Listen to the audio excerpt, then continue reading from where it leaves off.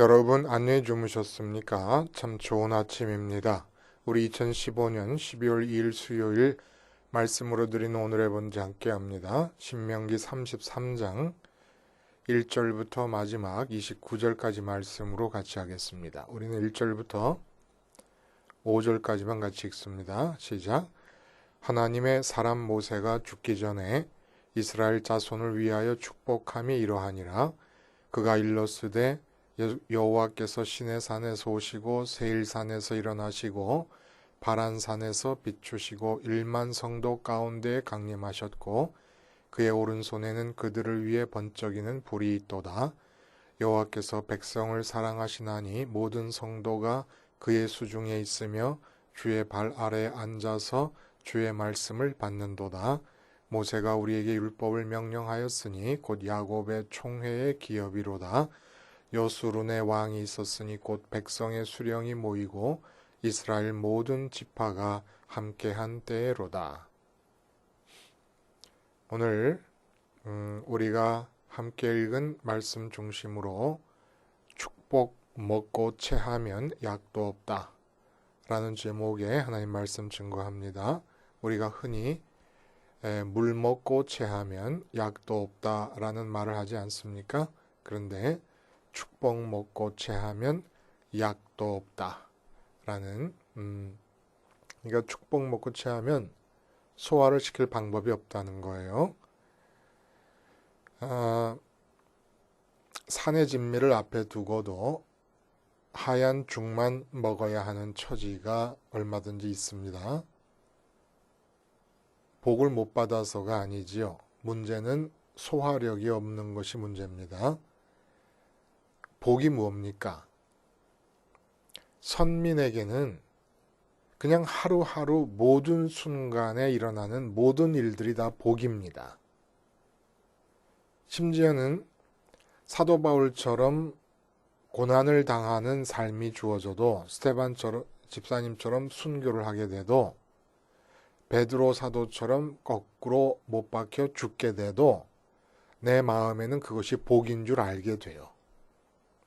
그러니까 복을 복으로 소화를 할 수 있는 사람에게는 이미 선민이 된 뒤에는 다 복이에요, 다. 근데 복을 소화하지를 못하고 있고 또 소화해내지 못하고 있는 형편이다 보니까 내가 소화할 수 없다 보니까 복으로 이해하지도 못해요. 복으로 이해하는 것 자체가 소화 아니겠습니까? 이게 복이다라고 깨닫는 거 이거 자체가 복을 소화할 수 있는 능력이거든요. 그러면 도대체 이 축복이라는 게 복을 빌어주는 건데 우리는 축복을 받고 싶어 합니다. 복을 위해서 축복을 받고 싶어 합니다.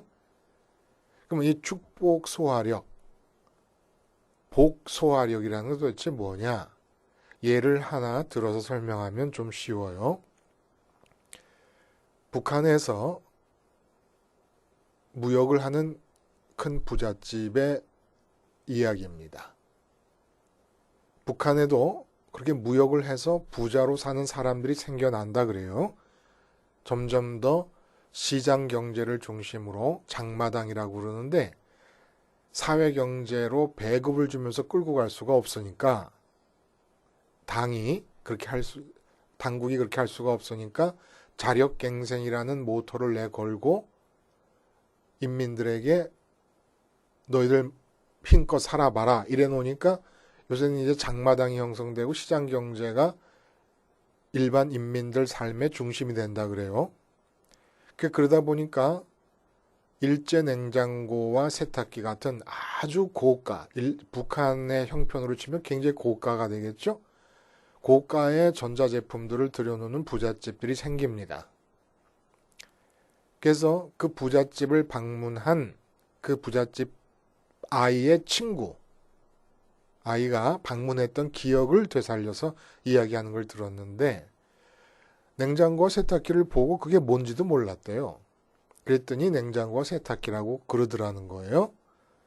그래서 냉장고 문을 열어봤더니 거기에 옷이 차곡차곡 개어져 있더라는 거예요. 그러니까 냉장고가 서랍장으로 사용되고 있는 겁니다. 세탁기는 그러면 이 세탁을 해봤냐 그랬더니 세탁을 못했대요. 왜? 전기가 제대로 들어오지를 못해서. 전기가 하루에 한두 시간 정도 들어오고 안 들어온다는 겁니다. 평양의 일부 지역, 김정은이가 머물고 있는 곳이라든지 이런 곳을 제외하고는 전기가 하루에 한두 시간도 제대로 안 들어온다는 겁니다. 뿐만 아니라 평양의 고층 아파트, 50층짜리 고층 아파트도 즐비한데 문제는 엘리베이터가 작동을 안 합니다. 그러니까 35층에 집을 얻은 당 간부는 35층까지 내려와야 돼요. 이 직장을 가려면. 근데 그것만이 문제면 괜찮겠는데 35층 고층 아파트에 물이 나오질 않습니다. 전기가 없으니까 펌프가 돌질 않고, 그러니까 35층을 내려와서 물을 길러 올라가야 된다는 거예요. 자, 이게 뭘 얘기하는 겁니까? 개개인들이 자기 가정에 비싼 돈 주고 일제 냉장고와 일제 세탁기를 들여놨어요. 근데 사회 전체의 기관시설이 안정적으로 확보되지 않고 있으니까 개인별로 구입한 냉장고와 세탁기 등 온통 귀중한 가전제품들을 청소기라든지 진공청소기도 있다는 거예요. 부잣집에는. 근데 쓰지를 못한대요. 한여평행 장식품으로 손님들이 오면 우리는 이런 것까지도 있다라는 자랑거리로 삼지 실제 사용을 못한다는 겁니다. 그러니까 개인이 갖고 있는 전자제품이 한 사람, 내가 갖고 있는 건데 사회 전체 기관시설이 확충되지 않으면 전혀 무용지물이 되어버린다는 겁니다. 이러한 전자제품 같은 문명의 이기를 복으로 비유하자면 복을 받기는 받는데 하나님이 선민에게 끝없이 복을 주시기는 하는데 소화를 못해요. 이유는 사회 기관시설이 준비되지 않은 것처럼 내 삶의 구조가 복을 소화할 수 있게끔 되어 있지 않기 때문이라는 겁니다. 이게 참 문제지요? 결국은 우리 그런 얘기 있지 않습니까? 가 쓰고 자전거 탄다. 그 앞에 가 쓰고 당나귀 타고 다니던 때라는 말이 있습니다. 근대적 문명에서 뒤떨어진 조선시대를 일컫는 말이에요.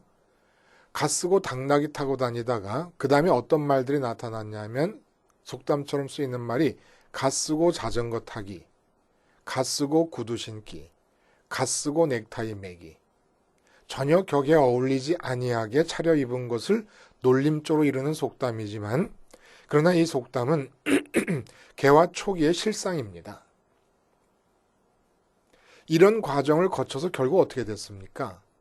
서양의 발전된 문물을 받아들이기 위해서 우리 사회가 통째로 변한 거예요. 결국 전기라든지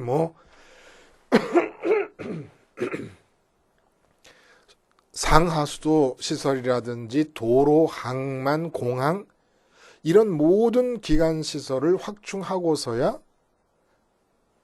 세탁기라든지 자동차라든지 배라든지 비행기라든지 하는 이런 서구 문명을 유용하게 사용할 수 있게 되었다는 것. 서구 문명을 소화할 수 있는 사회가 되었고 나 개인이 그 서구 문명을 소화하고 있다는 얘기입니다.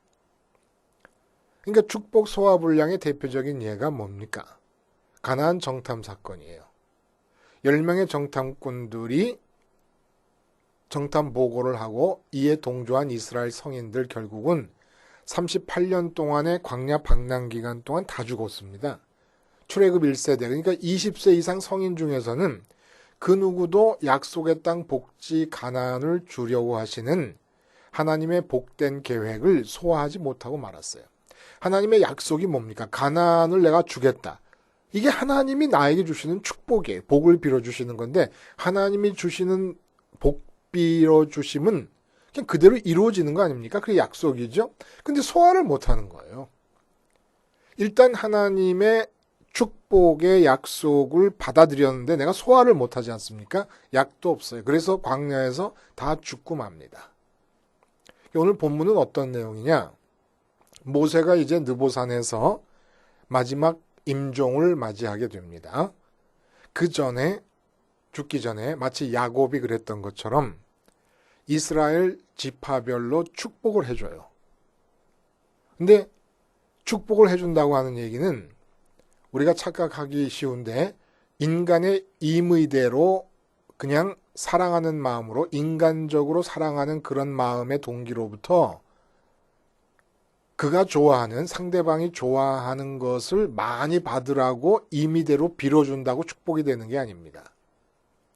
하나님은 내가 지금 축복해 주려는 상대방에게 어떤 복도 내리실 계획이 없는 상태인데 내가 축복을 해 줌으로써 그때부터 유효해가지고 복이 그에게 임하는 그런 법은 없는 거예요.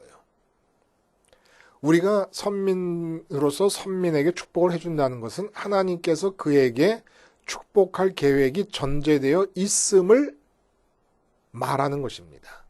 그런 축복의 계획이 하나님 속에 전제되어 있지 않으면 축복의 의미가 없어요. 그래서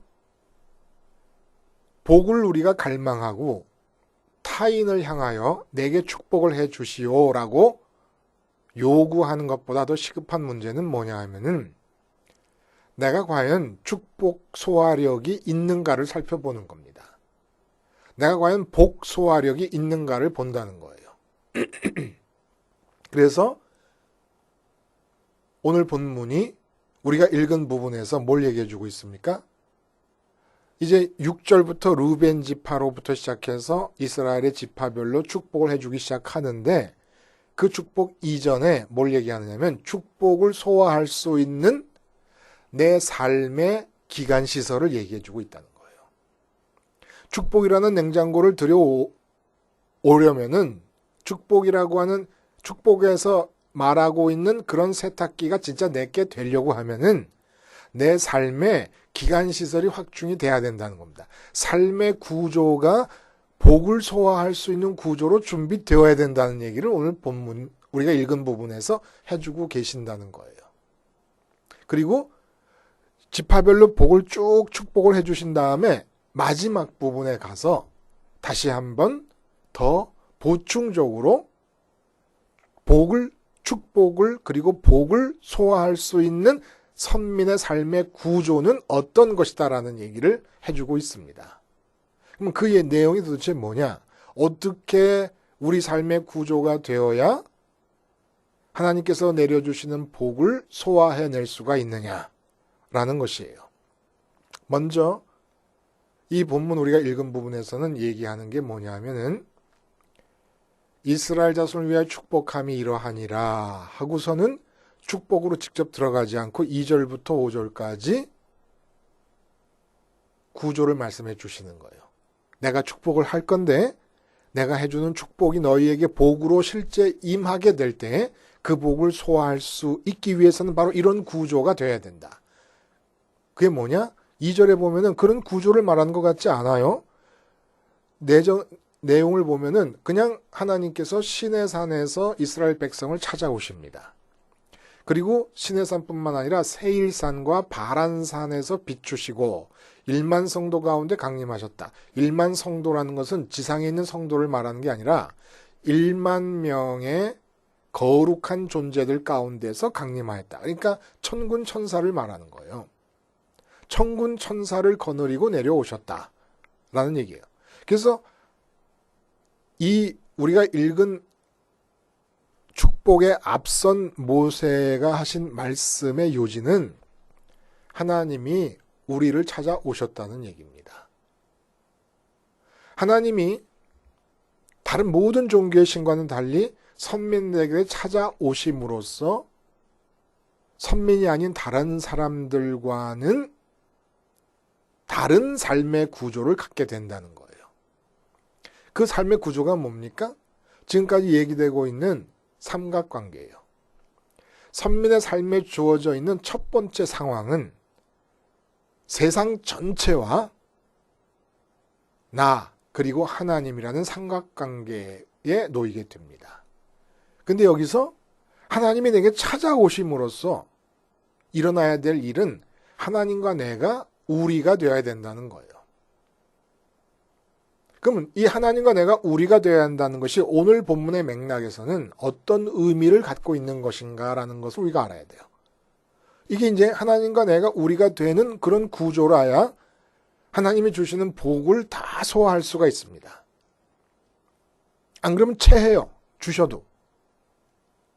그러면 그게 도대체 뭐냐? 눈앞에 놓여있는 기존의 인간 사회 있지 않습니까? 여러분 눈앞에 지금 대한민국 사회가 있고 뭐 미국에 사시는 분들은 미국 사회가 있고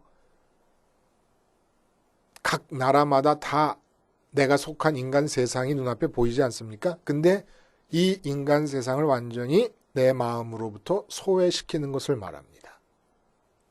인간 세상의 흔적조차 남지 않게 마음으로 빼버리는 거예요. 왜? 하나님과 먼저 우리로 연합하기 위해서.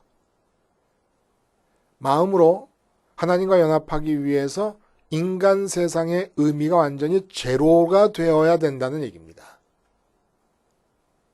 그러면 이게 되지 않으면 어떻게 됩니까? 복을 소화 못해요. 그러면 인간 세상의 의미가 내 마음에서 제로가 된다는 것이 뭘 말하는 겁니까? 모든 세상 사람들은 왜 살아요? 인간 세상에서 내가 얼마나 인정받는 사람이 될 것인가. 여기에 목을 거는 거예요. 또 인간 세상이 나를 얼마나 필요로 하는 사람이 될 것인가. 여기에 목숨을 걸어요. 이 인간 사회, 대한민국 사회에서 벌어지고 있는 다양한 경쟁에서 내가 얼마나 뛰어난 성과를 올릴 것인가. 인간 세상에서 얼마나 높이 올라가고 얼마나 성공하는 사람이 될 것인가. 이걸 문제 삼지 않는다는 거예요. 한마디로 기존의 인간 세상을 과제로 삼지 않아요. 세상의 기준, 세상의 관심, 세상의 필요, 세상의 요구에 응하지 않습니다. 왜? 오늘 뭐 본문에 보면 신의 산에서 내려오신 하나님 앞에 앉아서 말씀을 듣는다 그래요. 바로 하나님으로부터 출발을 하는 겁니다. 인간 세상에서 요구하는 요구사항을 잘 들어주고 인간 세상의 경쟁에서 1등하려고 하나님을 찾는 게 아니라 그런 상태에서 복을 구하니까 복이 임하지도 않고 임한 복도 소화도 못하는 거예요. 그건 복이 아니에요. 인간 세상이 투명 세상인 것처럼 없는 것처럼 하나님하고 내가 연합이 되는 겁니다. 그래서 하나님으로부터 출발하는 거예요. 세상에서 공부 잘하는 학생들은 서울대 상대를 가든지 연대 상대를 간다. 아니면 권력을 지려면 고대 법대나 서울대 법대를 간다. 그러니까 나도 공부 잘했으니까 수능 시험 점수가 잘 나왔으니까 상대 가든 서울 상대 가든지 고대 법대를 가든지 그렇게 해야 되겠다. 이거 아니라는 거예요. 내 수능 시험 성적이 얼마가 나왔든지 간에 그것을 따라서 가는 게 아니라는 겁니다. 하나님으로부터 출발하는, 수능 성적으로부터 출발하는 게 아니라 하나님으로부터 출발을 하는 거예요. 물론 하나님으로부터 출발해서 공부를 하게 됐고 하나님으로부터 출발해서 열심히 하게 됐고 하나님으로부터 출발한 고등학교 3학년 시절의 결과가 성적이 좋게 나왔다면 이어져서 서울대 가는 것이 하나님의 뜻일 수도 있지요. 그러나 제 말씀의 요지는 뭔지 아시죠, 여러분? 결코 세상의 기준과 요구가 우리의 마음을 움직이는 요소가 되어서는 안 된다는 겁니다. 우리 마음이 움직이는 첫 번째 요인은 하나님으로부터라는 거예요. 하나님으로부터. 세상은 투명 세상입니다. 이렇게 해서 하나님을 출발점으로 삼고 발판으로 삼아요. 그러니까 아브라함이 고향 친척 집을 떠나서 떠돌이로 살지 않습니까? 한 곳에 머물지도 못하고. 이 떠돌이로 산다는 의미가 뭐냐면 생을 위한 디딤돌, 이 지상의 생을 위한 발판이 하늘에 있다는 걸 뜻하는 거예요. 땅에는 디딤돌이 없어요. 그러니까 내 생의 발판은 내 집안 아니라는 겁니다. 선민일 경우에는 출신, 학력, 아니면 지금 현재 내 경제력, 내 외모, 타고난 능력, 자격증, 다양한 스펙, 연줄 이런 것에서 출발하는 게 아니라는 거예요. 이런 것에서 출발하면서 내 스펙에서 출발하고 내 집안에서 출발하고 내 학력에서 출발하면서 다른 사람, 다른 집안, 다른 학력, 다른 스펙을 갖고 하는 사람들보다 경쟁에 앞서기 위해서 하나님께 복을 달라고 하는 것은 기독교인이 아니라는 겁니다. 전적으로 이 세상에서 요구하는 학력이나 연줄이나 스펙 같은 것이 내 마음에서 의미가 제로, 내 마음이 그것에 대해서 죽어버려갖고 하나님으로부터만 출발하면서 오직 중요한 것은 딱 하나, 내 연줄도 내 외모도 내 능력도 내 경제력도 아니고 딱 하나, 뭡니까? 하나님의 뜻이냐 아니냐, 요거 하나만 중요하다는 거예요. 하나님의 뜻이면 내 능력, 내 재력, 내 스펙은 있어도 상관없고 없어도 상관없습니다. 내 마음에 대해서 세상 전체가 투명 세상으로 취급당하면서 오직 이유도 목적도 하나님으로부터만 나오는 삶. 왜? 하나님이 내려오셨으니까. 쉽게 말하면 이 세상 전체보다 눈앞에 보이는 인간 세상, 내가 들어가서 살아야 되는 인간 사회 전체보다 보이지 않는 하나님에게 더 무게감을 둘 수 없으면 복을 소화 못한다는 겁니다. 보이지 않는 하나님이 내게 찾아오시면 보이지 않는 하나님이 더 먼저 앞선 현실이라는 것을 내가 마음으로 받아들일 수 없으면 복 소화 못한다는 거예요. 그래서 우리의 인생 길도 이제 다 이게 복으로 이것만 준비되면 모든 게 길이고 모든 순간이 다 길이에요. 복된 길이에요. 우리 길은 여러분 인간 세상을 백지로 하나님이 여기시고 내는 길입니다. 우리 지금 인간 사회 안에는 길이 다 있잖아요. 스카이 대학을 가고 그 다음에 삼성이라든지 LG라든지 SK라든지 대기업에 취직을 하고 그리고 번듯한 집안의 딸을 이제 아내로 삼고 이런 무슨 인간 세상이 말하는 엘리트 코스가 있다. 전혀 하나님 상관없다는 거예요. 하나님은 백지로 놔버리십니다. 하나님이 내시는 길은 인간 세상의 길과 상관이 없는 길이에요. 인간 세상에 있는 기본 구조를 이용하실 수는 있어요. 예를 들어 빌라도에게 예수님께서 재판을 당하셔서 십자가에 죽으시지 않습니까? 그때 주님이 뭐라 그러십니까? 이제로부터 세상 임금이 오겠으나 세상 임금은 나와 상관이 없다. 빌라도가 왜 나에게 변명 한마디 하지 않느냐. 내가 너를 놓을 권세도 있고 죽일 권세도 있는데. 그때 주님께서 뭐라고 하십니까? 네가 하나님께 그 권세를 받지 않았으면 네 권세가 내게 아무 관계가 없었을 것이다. 그러니까 빌라도를 이용하시지만 빌라도에게 구속되는 게 아니라는 겁니다. 요셉의 경우도 마찬가지예요. 없는 길이에요. 히브리 불황자로서 총리가 되는 데까지 도달하기 위한 길은 세상에 존재하지 않습니다. 근데 하나님께서 세상에 있는 것들을 이용하셔서 세상에 없는 길을 만들어내십니다. 세상에 있는 것들이 뭐예요? 애굽을 왕래하는 대상들. 그 대상들의 형들이 팔아버리잖아요. 그러니까 그 세상에 있는 대상들을 이용해서 없는 길을 만들어내시는 거예요. 그리고 세상에 있는 길이 또 뭡니까? 감옥에 왜 가요? 죄 지은 자들이 감옥에 가요. 억울하게 누명을 쓰고 감옥에 갑니다. 그건 애굽의 법 제도예요. 그 법 제도를 이용해서 없는 길을 내는 거예요. 이 없는 길이 뭐예요?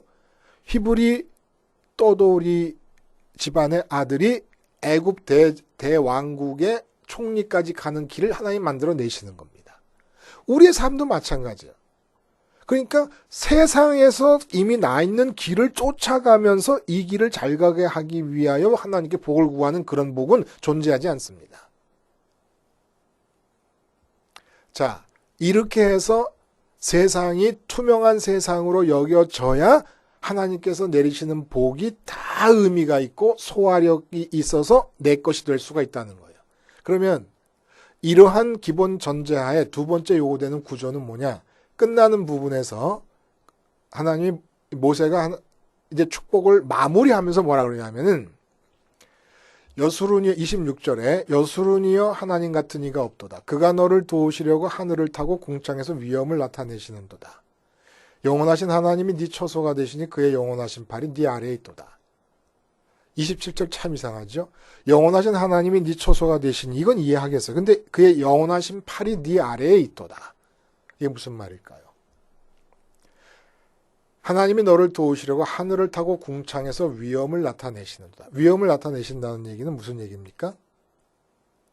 내가 신경 써야 될 존재가 하늘에 하나님밖에 없다는 얘기예요. 대한민국의 무슨 당국도 아니고 내가 속한 나라의 무슨 임금이나 왕이나 대통령이나 뭐 이런 것이 아니고 내가 신경 쓰는 하늘에 계신 하나님밖에 없다는 얘기예요. 그래서 영원하신 하나님이 내 처소가 되신다. 내 마음을 하늘로 올려 보내야 된다는 겁니다. 이러한 구조가 만들어지지 않으면 하나님을 세상보다 우선적인 현실로 인정합니다. 세상의 의미가 하나님 앞에서 제로가 됩니다. 그리고 세상의 의미가 되살아나는 것은 오직 하나님의 뜻이 표현되기 위한 백지로서만 의미가 있는 거예요. 인간 세상이 아무 의미가 없는 거예요. 그리고 두 번째는 어떻게 되느냐? 구조가. 내 마음이 그렇기 때문에 이 세상에 머물지 않고 하늘에 계신 하나님께 가서 영원한 처소로 삼습니다. 마음이 하늘로 올라가 버린다는 거예요. 근데 그 다음에 얘기 보니까 하나님의 팔이 내 아래에 있도다. 조금 이상하지 않아요? 하나님의 팔이 왜 내 아래에 있을까? 무슨 얘기입니까? 내 마음이 하늘에 계신 하나님을 영원한 처소로 삼고 올라갔어요. 그러니까 내 마음은 하늘에 있잖아요. 내 마음이 내 인격이고 그게 나예요. 근데 그 하늘로 올라간 내 마음 아래에 뭐가 있습니까? 내 몸이 남아 있습니다. 내 몸이 있는 곳에 내 아래지요. 하나님의 팔이 펴지신다는 겁니다. 이 구조가 유지가 돼야 된다는 거예요. 내 마음이 하늘로 올라가서 하나님께 안기면 내 아래에 몸이 남아있는데 그 몸이 있는 곳으로 하나님이 팔을 펴시면서 당신의 뜻을 이루어 가십니다. 그렇게 될 때 어떻게 돼요? 마지막에 읽어보면은 야곱의 셈이라는 얘기가 나요. 야곱의 셈. 우리가 야곱의 셈인데 어떤 셈이냐 하면은 그 야곱의 셈은 하늘이 이슬을 내리는 곳이다. 하늘의 것이 내려와서 솟아나는 셈이라는 겁니다. 그러니까 우리 구조가 어떻게 돼야 됩니까? 하나님이 우리에게 찾아오셨기 때문에 안 찾아오셨으면 세상이 전부 달 텐데 찾아오시는 바람에 세상이 밀려버립니다. 세상은 백지 같은 거예요. 투명한 존재가 되어버립니다. 하나님이 제일이고 하나님이 유일한 나의 관심의 대상이 되어버려요. 이 구조가 돼야 돼요. 그 하나님이 유일한 관심의 대상이 된다. 세상에 대해서 죽는다는 걸 말하죠. 그러고 나면 어떻게 돼야 됩니까? 하나님이 찾아오셔서 내 마음을 끌어들이심으로써 내 마음이 하나님이 계시는 하늘로 올라가 버립니다. 이게 기간시설을 말하는 거예요. 우리 삶의 구조를 말하는 거예요. 우리 마음이 하늘에 있어야 된다는 거예요. 하나님께 가서. 그렇게 될 때 우리 하늘에 올라간 우리 아래에 있는 우리 몸에 이 몸이 뭐가 돼요? 셈이 된다는 거예요. 셈. 어떤 셈이 됩니까? 하나님의 팔이 나타나서 하늘의 계획들이 샘솟는 하늘의 은총과 하늘의 사랑과 하늘의 복이 샘솟는 셈이 돼서 내가 가는 곳마다 사람들이 하늘의 셈을 떠먹게 된다는 거예요. 이렇게 셈이 되는 구조까지를 온전히 이루고 나면 매 순간이 다 복이 되는 겁니다. 다 복을 소화할 수가 있기 때문에. 다른 사람을 위한 셈이 된다는 이 마지막 구조까지 이루어져서 하나님이 찾아오셨습니다. 그러니까 이제 세상에 대해서 죽고 하나님만의 마음을 다 드립니다. 하나님께 마음을 드렸더니 마음이 하늘에 계신 하나님을 처소삼아 하늘에 올라가게 됩니다. 그 하늘에 올라가 있는 내 아래 몸이 있더니 이 몸이 셈이 돼서 하나님의 팔이 하늘에 있는 모든 은혜를 이 몸이라는 셈을 통해서 세상에 나타나게 해주십니다. 이 기간산업적, 이 기간시설적 구조가 갖추어지고 유지되면 단 1초도 예외 없이 복된 시간들로 생이 채워진다는 그런 얘기입니다. 이 구조가 없잖아요?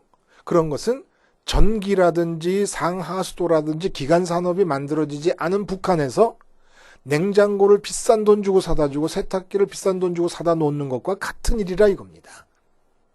그리고 그렇게 될 때 그냥 그러고 끝나는 게 아니라 가데스 바네의 정탐 사건에서처럼 축복에 체해버려서 약도 없이 큰 불행을 당할 수도 있다는 얘기입니다.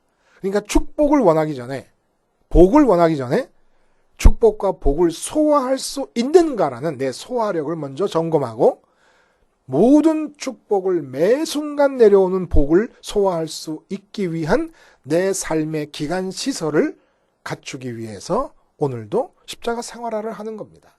오늘 얘기는 지파별 축복의 내용들을 사이에 두고 앞뒤로 그 지파별로 내려지는 그 선민에게 주어지는 거 아니에요. 그러니까 12지파에게 내리는 모든 축복이 나 한 사람에게 다 쏟아진다고 봐도 돼요. 이제는. 주님의 십자가로 완성이 됐기 때문에 완성의 시대에 살고 있기 때문에. 그래서 그 축복의 내용을 앞뒤로 축복을 소화할 수 있는 구조를 얘기하는데 그 구조 자체가 뭘 얘기하는 거냐? 십자가 생활화를 얘기하고 있는 겁니다. 그대로. 십자가 생활화를 풀어서 얘기해주고 있는 거예요. 결국 모세가 죽기 전에 마지막으로 해준 얘기가 뭔지 아십니까? 하나님을 선택하기 위해 세상에 대해 죽어라. 십자가에서 죽음 아니에요? 그리고 우리 마음에 하늘에서 위엄을 나타내시는 하나님을 처소로 삼아 하늘로 올라가라. 승천 따라 올라가는 거 아닙니까?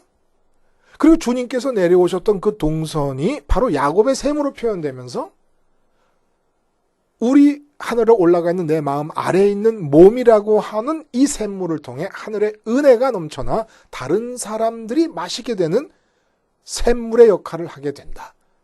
이 그대로 십자가 생활화를 풀어준 것이고 이 십자가 생활화가 모세가 죽기 전에 마지막으로 남긴 유언이라는 겁니다. 기도하시겠습니다. 하나님 아버지, 복을 원하고 축복을 원하기 전에 저의 소화력을 먼저 보게 하셔서 우리의 한 사람 한 사람의 삶이 축복을 소화하기에 부족함 없는 기간시설을 갖추기 위해 오늘도 시시각각 십자가를 생활화하며 살게 해 주시옵소서. 예수님의 이름으로 기도하옵나이다. 아멘.